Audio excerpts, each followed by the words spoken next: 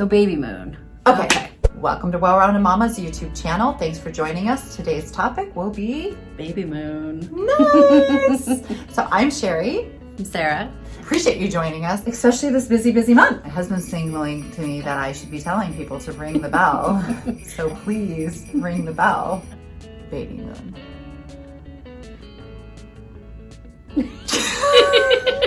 Yeah. Babymoon! What is a babymoon?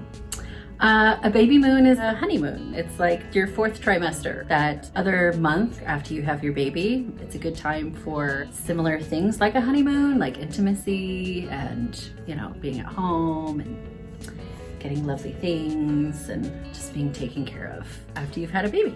And I've actually heard two definitions of baby moon.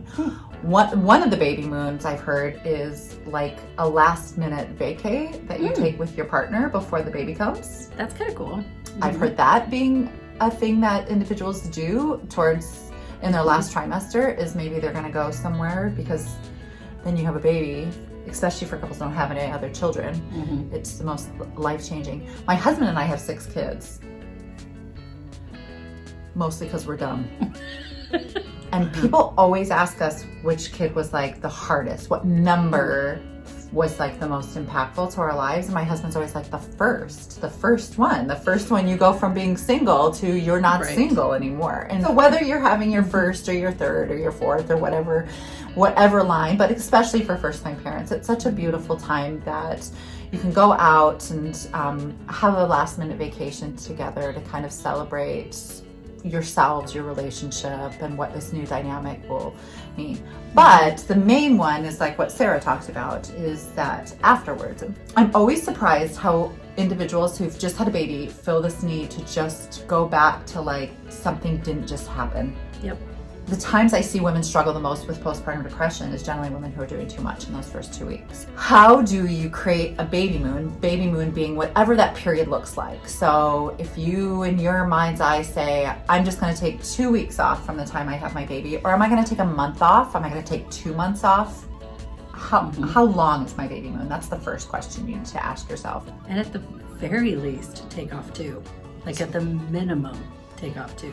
What I encourage women to do is in the first week, don't leave your house. Yeah, it's a good unless it's like sitting in your backyard or going for a walk because you want some sunshine. That breastfeeding relationship, and we've talked a little bit about that. If you want some more breastfeeding videos, let us know. But breastfeeding, that's when you're kind of learning how that works. Yeah. And the last thing you want to be doing is in the middle of somewhere you're not comfortable. If you've got a crying baby and you're trying to figure that out. I have a memory of being in a department store with my oldest daughter, Cora, and nursing in the bathroom on the toilet. Yeah, it's not fun. I mean, later you get so comfortable. I could walk around the mall and nurse and like shop and check out and like be I'd fine. put my baby in a sling and be nursing while I was walking around. You're like, nothing's happening here. But at the beginning, you don't necessarily feel that way, even if you've done it before, because every baby is different. Like giving yourself that 1 week. And then the second week, maybe you do start getting out of the house a little bit if you choose to, but it should be places you feel safe and comfortable. And those first 2 weeks, I think, are really important, like Sarah said. And if you can take longer, that's so amazing. I know we have horrible, like spousal, like, what do they call that? Like maternity leave. Paternity leave. Yes, it's really horrible. Maybe thinking ahead of time of how that becomes like maybe a very important expense for you to be able to take time off and let your partner be as involved in that dynamic. Because I have so many individuals who come in and are like, oh my gosh, my partner's going back to work, and that's when the first like meltdowns start happening because it's so overwhelming, because maybe the partner was bringing meals or taking care of the other kids, and now you're like alone figuring this out on your own, and that's very overwhelming. And that's a perfect place for your family to step in. Like if you've got a bunch of people that are asking how they can help you, like that's it. Laundry, dishes, bring you meals, hold the baby while you shower, nap. What do I do with all those people who want to come see the baby? Yeah, put them to work. If you feel comfortable, I would make a checklist ahead of time and say, what are things I need help on? Do I need meals? Do I need somebody to do my dishes? Do I need someone to do my laundry? What things could help me be the best new mom that I can be? and then have that list for individuals who stop by and want to see the baby and be like, yeah, if you check something off the list first. I've even had clients at a baby shower have a sign-up sheet. Yeah, I love those service showers. Those are so cool because you know ahead of time, like this is a gift that someone's giving you. Because people want to support you. They just don't know how. So sometimes they come over and what happens is you go into entertainment mode. You are used to being kind of the host in your own home when it should be opposite, that individuals coming to you, you should feel comfortable enough that they're getting you something to eat in your kitchen, or they're getting you something to drink, or doing loads of laundry. Like that comfort level, I think, has to come. And individuals that you don't feel that you could ask those things of, just wait a couple of weeks. Again, I think it goes back to that time frame. And so if you let people know ahead of time, and we talked a little bit about that when we talked about Thanksgiving, and I think those 5 S's apply when it comes to that. And the main one in that is just being forthright with individuals and saying, I need 2 weeks to get to know my kid, and let people know that baby's gonna be just as cute at 2 weeks as they were at 2 days. It's true. Maybe Possibly even cuter. And so back to that question, my husband's was the first baby.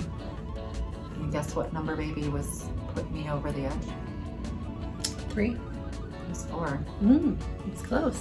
I was very outnumbered. When I was pregnant with my 4th, my mother wanted to come in and stay with me, and I was like, no. The reason why I felt that way is because I was like, new babies are so easy. That's what I said. Because something happens to you when you're having amnesia. Kids. I think it is amnesia. And so I was like, new babies are so simple. It's really important to me that I show my other kids all of this attention, and I don't want them to feel like I've sent someone in to take care of them. So I don't want my mom to come in. And my mom was like, I'm just gonna come in, I'll mind my own business, I'll make meals for you.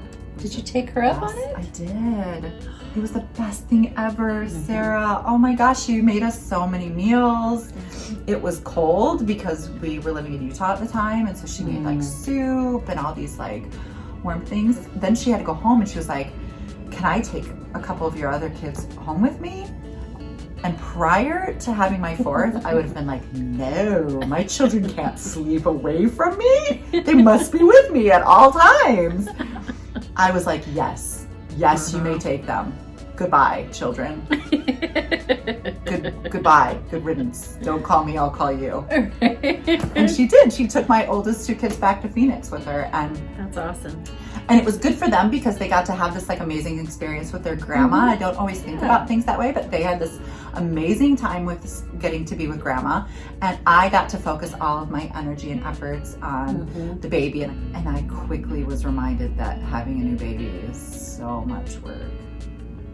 We want you to be able to be good to yourself and treat yourself and be kind and patient, because I think we're always the hardest on ourselves, and people around you don't have that expectation. Don't have people in your life that expect you to be Wonder Woman. Ooh, is that okay to say? And truthfully, you'll recover faster if you don't.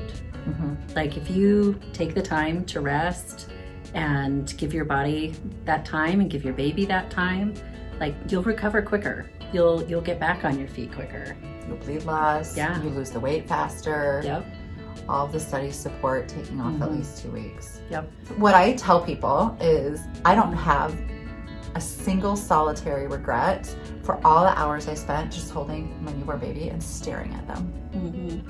Like just staring at their sweet and precious little faces. I don't regret a single solitary minute of my life doing that.